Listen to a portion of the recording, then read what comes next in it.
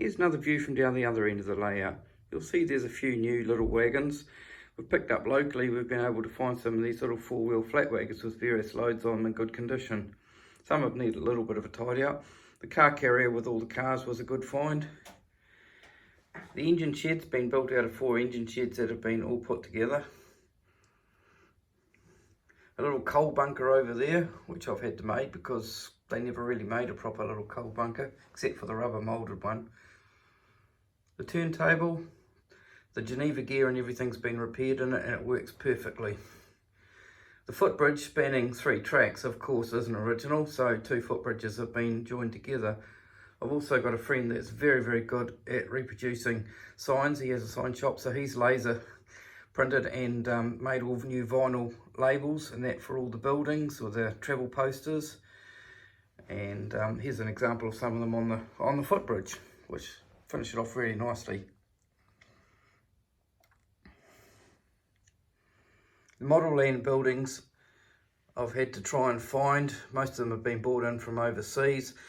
They're normally kits that people have made up over the years. They're in really bad condition when you get them, with glue and paint. So I've spent hours pulling them all apart, cleaning them all up, gluing them back together, making all the parts that were missing and repainting and tidying them all up. So I've got a good range of models there and they look really great.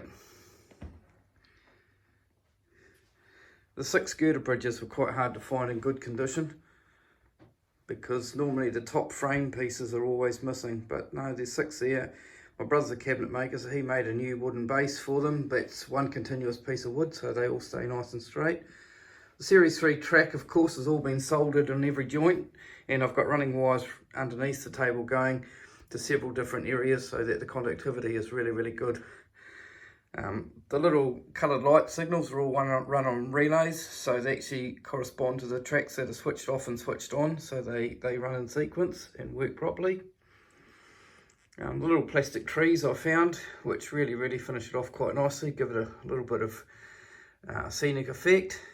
The hills in the corners have just been made out of big blocks of polystyrene glued together, and then I've just put a bit of acrylic paint over them to look like they've got something like grass on them.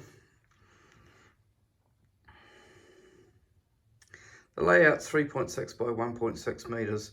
It's on a trolley that's all steel framed with wheels, and it can be wheeled away and moved. The actual tabletop, if you take the rolling stock and loose fittings off, it actually folds down at 90 degrees, it swivels and it locks into the frame, so the whole layout becomes only about 1 metre wide to be wheeled away. I can show you that in a second.